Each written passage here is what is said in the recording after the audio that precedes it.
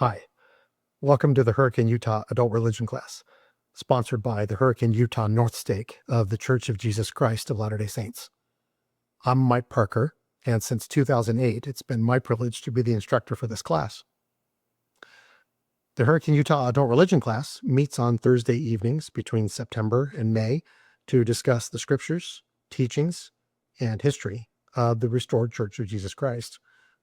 If you live in or are visiting the Hurricane St. George area, I'd love to have you join us. Time and location are available on the class website. There's a link to that in the show notes just below this video. Also on the class website, you can download my notes, which includes footnotes documenting my sources, this PowerPoint presentation, and handouts that I distribute in class.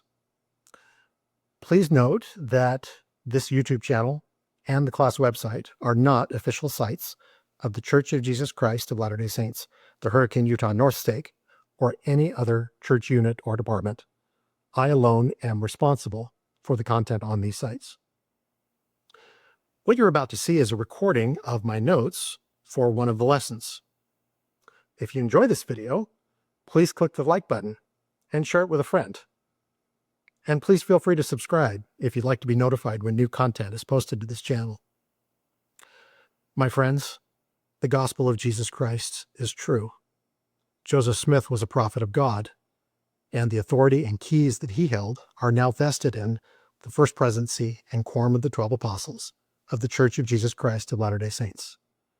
And most importantly, Jesus Christ is the Son of God and the Savior of the world. I hope you enjoy this lesson. The revelations in this week's reading are connected to Joseph Smith's translation of the Bible. We'll begin by answering some of the questions that are frequently asked about his translation effort. Question 1. Why did Joseph Smith make a translation of the Bible? Joseph made a translation of the Bible because the Lord directed him to do so. In the prophet's manuscript history for November 1831, immediately before the revelation that is now section 71, he dictated, quote, "I resumed the translation of the scriptures and continued to labor in this branch of my calling with Elder Sidney Rigdon as my scribe," unquote. Although there is no record of a revelation specifically directing Joseph to make a translation of the Bible, the translation effort is mentioned numerous times in Joseph's revelations, his journals and other papers, and in the church histories he directed. Question 2. How did Joseph produce his translation of the Bible? The translation was not done in the usual manner of a scholar. It was a revelatory experience using only an English Bible. The prophet owned a large, family-sized edition of the King James Bible. He and Oliver Cowdery purchased it in Palmyra, New York in October 1829. Joseph read from this Bible and dictated his revisions and additions to a scribe. His scribes wrote on sheets of paper that were collected into manuscripts. At first, Joseph would dictate the entire text of each verse, along with his revisions. He later switched to a simpler, faster system of marking his Bible where changes should be made, and having the scribe record only the changes rather than the entire verse. The 4 manuscripts that resulted from the translation effort comprise a total of 391 pages, plus the changes marked in Joseph's Bible. Sidney Rigdon was Joseph's principal scribe during the translation effort. 5 other scribes also wrote for the prophet, including Joseph's wife, Emma Hale Smith. Joseph's own handwriting is also found on 4 of the manuscript pages. The translation was accomplished by divine revelation to the mind of the prophet Joseph. Like Joseph's other revelations, the translation process was not a simple mechanical recording of divine dictation, but rather consisted of study and thought, accompanied and prompted by revelation from the Spirit. Unlike the translation of the Book of Mormon, there is no evidence that Joseph used a seer stone or the Nephite interpreters during the Bible translation. As far as we know, Joseph Smith did not use biblical Hebrew or Greek languages or manuscripts during the translation project. Question 3. How many changes did Joseph make to the text of the King James Version of the Bible? Joseph made changes to at least 3,410 verses of the Bible. That's nearly 11% of its verses. These changes vary not only from the King James text, but also from all other English Bible translations. The changes consist of additions, deletions, rearrangements, and other alterations that range from minor details like the insertion of a single word to insertions of lengthy material that runs several chapters. Although he made no changes to some books of the Bible, Joseph did give consideration to every book from Genesis to Revelation. Question 4. How long did the prophet Joseph work on his Bible translation? He worked on the translation somewhat regularly for 3 years. The first portion of the effort was the revelation known as the Vision of Moses, which is now Moses chapter 1 in the Pearl of Great Price. The prophet received this in June 1830, 2 months after the church was organized. Joseph then proceeded to work through the book of Genesis, starting with chapter 1 and reaching chapter 24 by March 1831. At that point, the prophet received a revelation instructing him to stop translating the Old Testament and to switch to the New Testament. He began that effort immediately. He finished working on the New Testament in July 1832.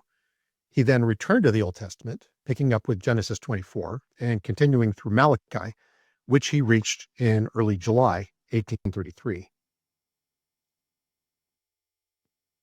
Question 5. Did Joseph finish his translation of the Bible? In a letter he dictated on the 2nd of July, 1833, the prophet stated that he had that day finished the translation of the Bible. After that date, he made no further changes to the manuscripts. All available contemporary evidence indicates that he considered the work of translation completed. Question 6. Did Joseph intend to publish his Bible translation?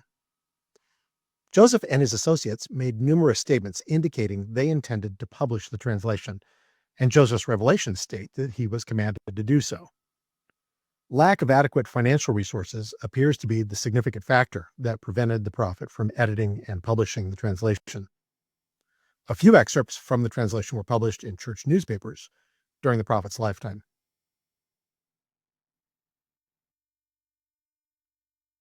Question 7. What happened to the translation manuscripts after the prophet's death? After Joseph's death in June 1844, the manuscripts and his marked Bible remained in the possession of Emma Smith, his widow.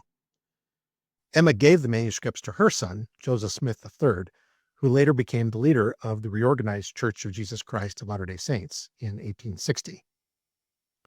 The translation materials were kept at the library archives of the reorganized church, which changed its name to Community of Christ in 2001. Community of Christ graciously allowed the Joseph Smith papers to image the documents and put them online for anyone to view. In early 2024, the Church of Jesus Christ of Latter-day Saints purchased the translation manuscripts and Joseph Smith's Bible as part of a transaction that also involved several key historic sites. Question 8. What is the proper name for Joseph Smith's translation of the Bible? The work has been known by several names. In Joseph's Revelations, the Lord called it the translation of my scriptures, or the new translation of my holy word. Joseph and his contemporaries called it the New Translation. Joseph Smith III edited the manuscripts and published the New Translation of the Bible in 1867 under the title The Holy Scriptures, translated and corrected by the Spirit of Revelation. In 1936, the title of the RLDS publication was changed to The Holy Scriptures, Inspired Version. The term Joseph Smith Translation, abbreviated JST, was created by BYU professor Robert J. Matthews for the Scripture Committee of the Church of Jesus Christ of Latter-day Saints as they were preparing the church's 1979 edition of the Bible. Question 9. Why doesn't the Church of Jesus Christ of Latter-day Saints use Joseph's translation as its official Bible? This is a complex issue.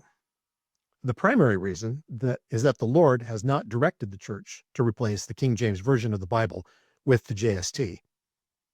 The Church accepts the work of Joseph Smith as being divinely inspired, and it has canonized two portions of Joseph's new translation. Selections from the Book of Moses and Joseph Smith Matthew are both part of the Pearl of Great Price. Since 1979, the Church has published its own edition of the King James Version of the Bible with hundreds of JST footnotes and an appendix containing longer excerpts. Another reason the JST is not our official Bible is because of enmity between the Church of Jesus Christ of Latter-day Saints and the Reorganized Church during the 19th and early 20th centuries. Brigham Young believed that the Reorganized Church had tampered with Joseph's manuscripts and that their published version didn't accurately reflect Joseph's original revisions.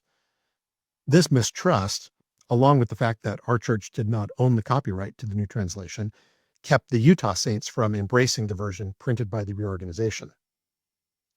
It took nearly a century for these attitudes to change.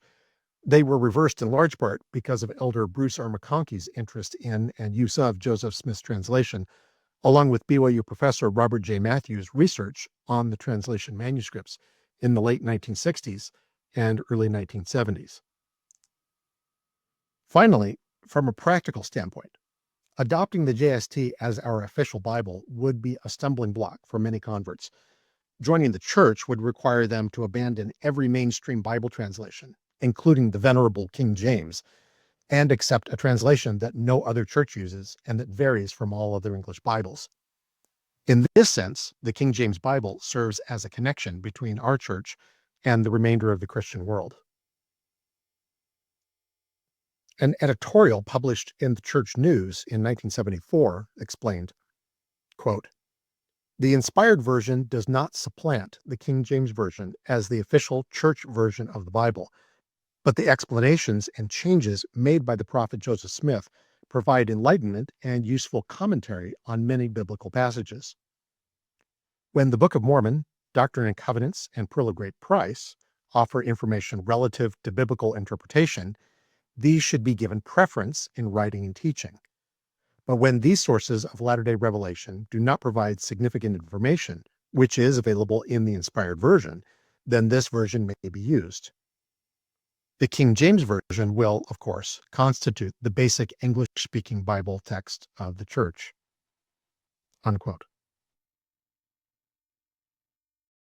Question 10. If Joseph Smith's work was based on an English Bible, why is it called a translation? It's called a translation because that's what Joseph Smith and his Revelations called it. Joseph often used the words translated and translation to mean something more than the narrow sense of rendering a text from one language into another. He spoke of translation in the broader sense of transmission, referring to copying, editing, adding to, taking from, rephrasing, and interpreting. These are substantially beyond the usual meaning of translation. For example, Joseph said that the Revelation in section 7 was translated from parchment, written and hid up by the Apostle John.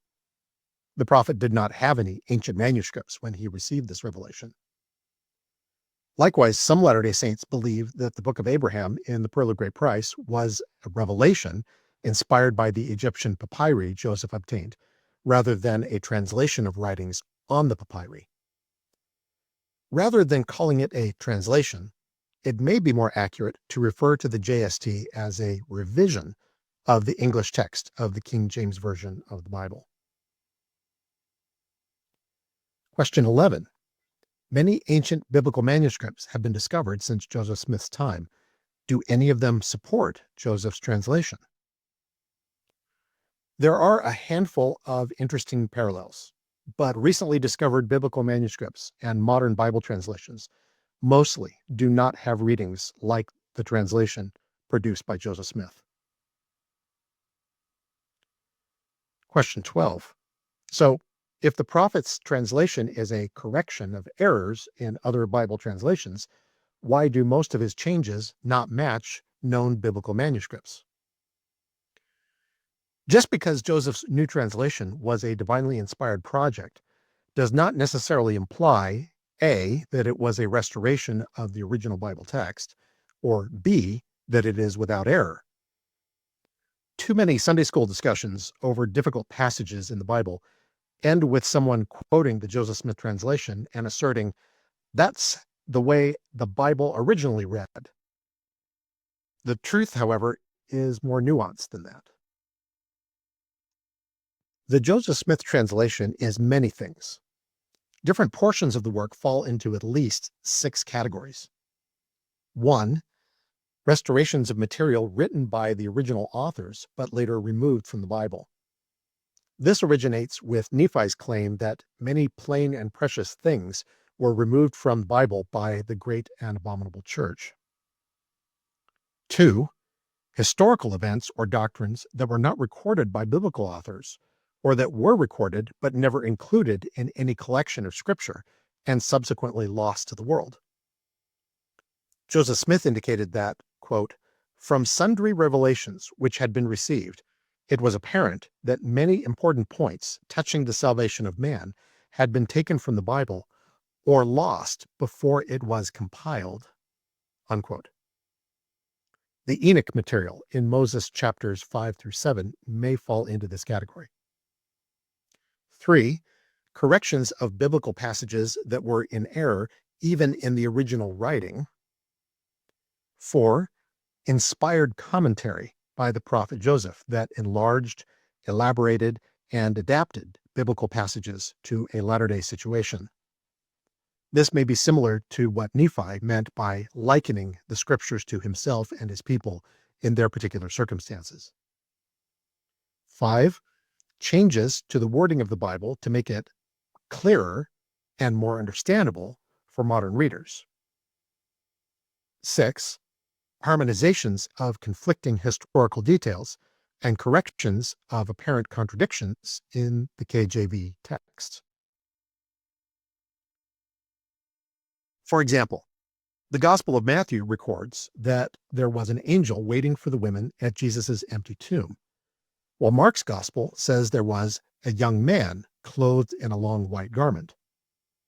Luke's Gospel reports that there were 2 men in shining garments, and John's Gospel says there were 2 angels. These are almost certainly the original readings from each Gospel. They are not errors, but merely differences in the resurrection story based on varying traditions the Gospel writers knew. The Joseph Smith translation harmonizes all 4 accounts to read 2 angels. Restoration of original lost text almost certainly accounts for a minority of the changes the prophet Joseph made to the Bible. He did not claim to be restoring some hypothetically perfect biblical text.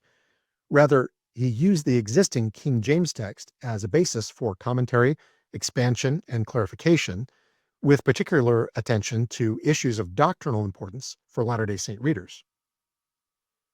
This brings us to what I think is a critical point. Joseph Smith did not seem to believe that any version of Scripture was perfect or the final word. For example, in 1838, he stated that the angel Moroni in 1823 quoted the prophecy of Malachi with a little variation from the way it reads in our Bibles. But when Joseph quoted the same passage in an 1842 letter about vicarious baptism for the dead, he wrote, quote, "I might have rendered a plainer translation to this, but it is sufficiently plain to suit my purpose as it stands," unquote. In another instance, Joseph altered Revelation 1, verse 6 in his new translation, but in a June 1844 sermon in Nauvoo, he quoted the King James reading of that verse and said, quote, "It is altogether correct in the translation," unquote. Joseph also translated some Bible passages more than once and produced different results in each attempt. This suggests that Joseph was not restoring a single original reading. In summary, Joseph apparently did not believe there was a perfect original biblical manuscript that he was trying to restore, Instead, he was expanding on the King James text and revealing new concepts that may or may not have been in some of the ancient biblical manuscripts and traditions. Question 13. What is the place of Joseph Smith's translation of the Bible in the larger context of church history? Because of Joseph's translation of the Bible, many important doctrines of the gospel were revealed to the prophet. He translated the Bible not because he already understood the doctrines and knew the answers, but because, through the process and experience of the translation, he discovered new and important truths.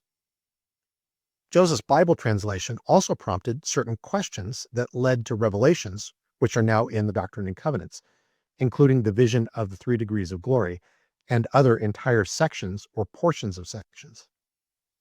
We cannot overstate the benefits and influences Joseph Smith's new translation of the Bible had on the education of the prophet and the doctrine of the church.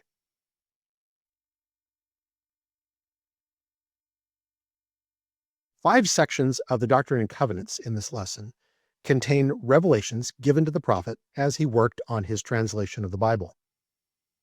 As he came across Bible passages that were difficult to understand or interpret, he took his questions to the Lord and received inspired interpretations.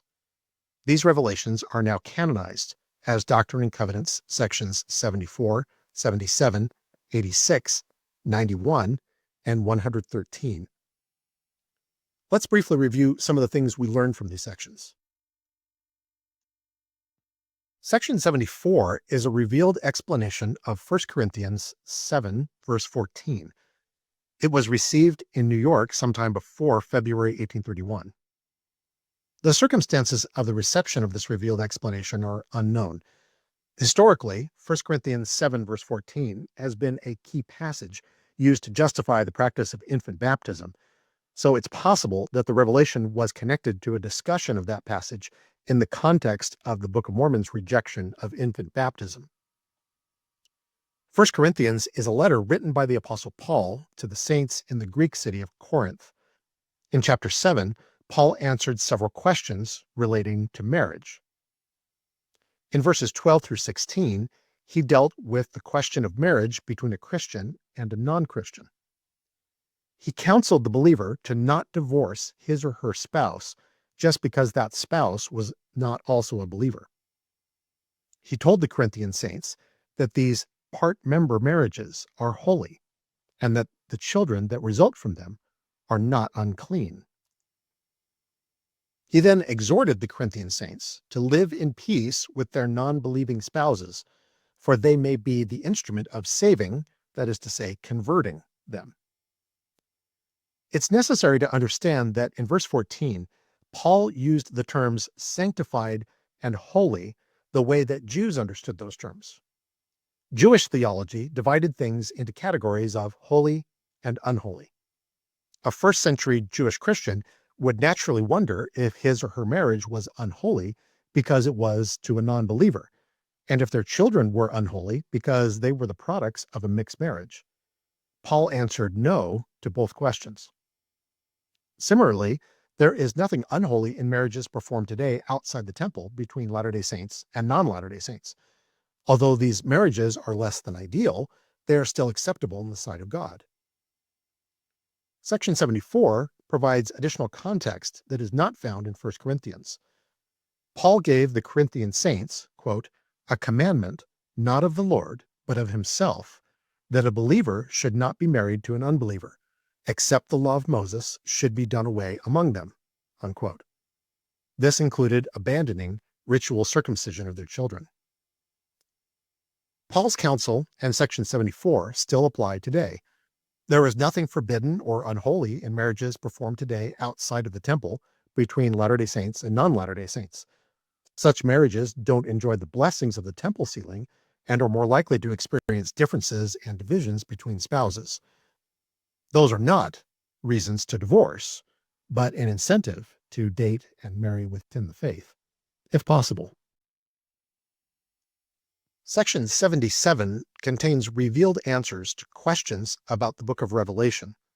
It was received at Hiram, Ohio in March 1832. During the previous month, Joseph Smith and Sidney Rigdon's Bible translation effort had reached the New Testament book of Revelation. Revelation is notable for its symbolic language and metaphorical imagery. Joseph went to the Lord for some clarification of the meaning of the text, and he received the revelation that is now section 77. This revelation is a prophetic question and answer session about John's revelation.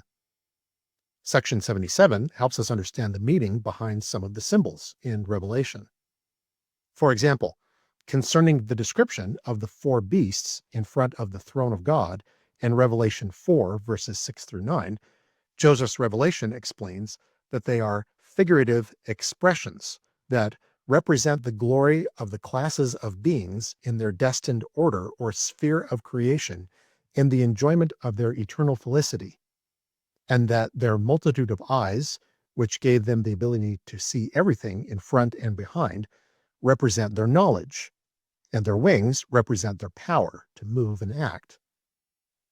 These symbols point to the truth that God and the divine beings who dwell with him have all knowledge and all power. Verse 6 is an interesting and challenging passage. This is the only verse in the scriptures that seems to explicitly set forth the age of the earth. D&C 77, verse 6, quote, "Question: What are we to understand by the book which John saw, which was sealed on the back with 7 seals? Answer: We are to understand that it contains the revealed will, mysteries, and the works of God, the hidden things of his economy concerning this earth during the 7,000 years of its continuance, or its temporal existence." Unquote. This verse begins by identifying the scroll in John's vision as containing God's master plan for human history. To understand this passage, we need to define some of its words as they were used when this revelation was given in 1831. The following definitions are from Noah Webster's 1828 American Dictionary of the English Language. Economy refers to the management, regulation, and government of a family or the concerns of a household, or the system of management, general regulation and disposition of the affairs of a state or nation, or of any department of government. Continuance is a holding on or remaining in a particular state or in a course or series. Applied to time, duration, a state of lasting, as the continuance of rain or fair weather for a day or week. Temporal means measured or limited by time, or by this life, or this state of things, having limited existence, opposed to eternal. So the sealed book could be said to contain the hidden things of God's management, regulation, and government of his kingdom on earth during the 7,000 years of its being in this particular state, or pertaining to this state of its existence. There are at least 2 ways to interpret this. A common literal interpretation is that the earth and humankind were created 6,000 years ago, meaning that Adam and Eve were expelled from the Garden of Eden about 4000 BC. This interpretation is based on the biblical chronology created by Irish Archbishop James Ussher in the 17th century. Ussher calculated that the first day of the creation began at nightfall at the start of Sunday, the 23rd of October, 4004 BC. The earth, therefore, would be only 6,000 years old. Ussher's interpretation has been widely accepted by fundamentalist Christians and a fair number of Latter-day Saints, but it's not the only way to interpret the scriptures. A figurative or non-literal interpretation of D&C 77 verse 6 would account for the following points. The periods of time in each of the 7 seals of the book of Revelation are not strict 1,000-year periods. They are dispensations of varying lengths, some longer than 1,000 years, some shorter. For example, the dispensation of the gospel of Jesus Christ lasted over 1800 years, from his birth and death until the restoration of the gospel through Joseph Smith.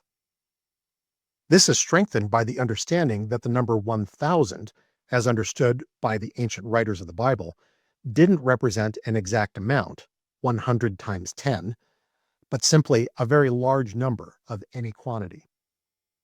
Similarly, many Latter-day Saints believed that the 6 days of creation were not 6 24-hour days, or even 6 1,000-year periods, but long epochs, perhaps up to millions of years each.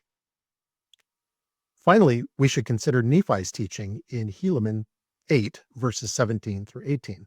Quote, "Yea, and behold, Abraham saw of Christ's coming, and was filled with gladness, and did rejoice. Yea, and behold, I say unto you, that Abraham not only knew of these things, but there were many before the days of Abraham, who were called by the order of God, yea, even after the order of his Son. And this, that it should be shown unto the people a great many thousand years before his coming, that even redemption should come unto them." Unquote. Would 4,000 years before Christ's coming constitute a great many thousand years? Or does a great many imply a much longer period of time? The information in the sealed scroll of Revelation only contained information about the earth pertaining to this state of its existence. Perhaps there was a time before the dispensation of the gospel to Adam, about which the scriptures are silent. The point here is not to force a specific interpretation of D&C 77 verse 6 upon anyone, but rather to consider different possibilities. In the absence of direct revelation about the age of the earth, Latter-day Saints may believe the earth is relatively young, or they may believe it is extremely old. Section 86 was received in Kirtland on the 6th of December, 1832. It's a revealed Latter-day interpretation of Jesus' parable of the wheat and the tares from Matthew chapter 13. In the Gospel of Matthew, Jesus compared wheat growing in a field to believers in the world, just as it is difficult to tell the difference between wheat and tares, a poisonous weed that looks like wheat until harvest time. It is difficult to distinguish the followers of God from the followers of Satan in this world. In the parable, the division of wheat and tares took place at the harvest. So likewise, good and evil people will be separated at the end of the world when the great judgment of God takes place. In his revision of the Bible, Joseph Smith made 2 changes to Jesus' interpretation of the parable. Section 86, however, reinterpreted the entire parable for a Latter-day Saint audience and setting. In Matthew's version of the parable, the sower of the wheat represents the Son of Man. Section 86 reinterprets it to refer to the New Testament apostles. In both versions, the field is the world. In Matthew, the good seed represents the children of the kingdom. Section 86 does not mention this figure. In both versions, the sower of the tares is the devil, or Satan. In Matthew, the tares are the children of the wicked one, or Satan. Section 86 does not mention this figure. The springing up or sprouting of the grain is not interpreted in Matthew's version. Section 86 identifies it as referring to the last days. This is similar to how Matthew identifies the harvest as the end of the world. Finally, in both texts, the reapers represent the angels, or as the JST adds, the messengers sent of heaven.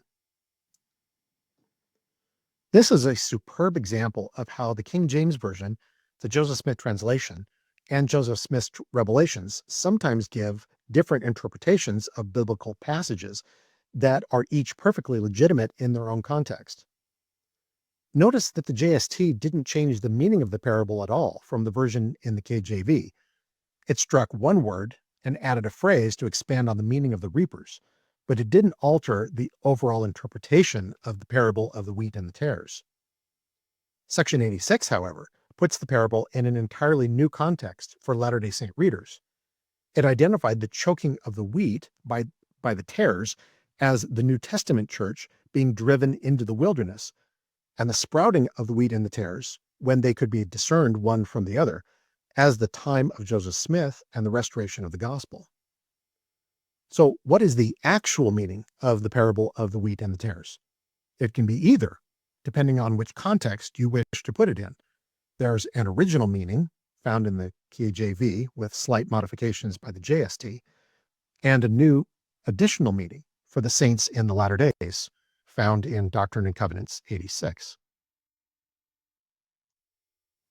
Section 113 was received at or near Far West, Missouri in late March 1838. Just as Section 86 provided a new interpretation of Jesus' parable of the wheat and the tares, Section 113 took Isaiah's prophecy of scattered Israel and their Messiah and reinterpreted it to refer to Christ and a servant of Christ who will help gather Israel in the last days. In Isaiah 11, the stem, a stump or rootstock, refers to scattered Israel, while both the rod and the root represent the future Messiah, the son of David. In Section 113, the stem, which is the origin or source of the rod, represents Christ, while the rod and the root represent Christ's servant in the last days, the prophet Joseph Smith. As we saw with Section 86, the interpretations in Isaiah 11 and Doctrine and Covenants 113 are both perfectly legitimate.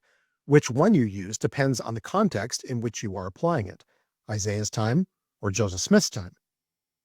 This is what the Book of Mormon prophet Nephi called likening all scriptures unto us, that it might be for our profit and learning, something which Nephi himself did with many of Isaiah's prophecies.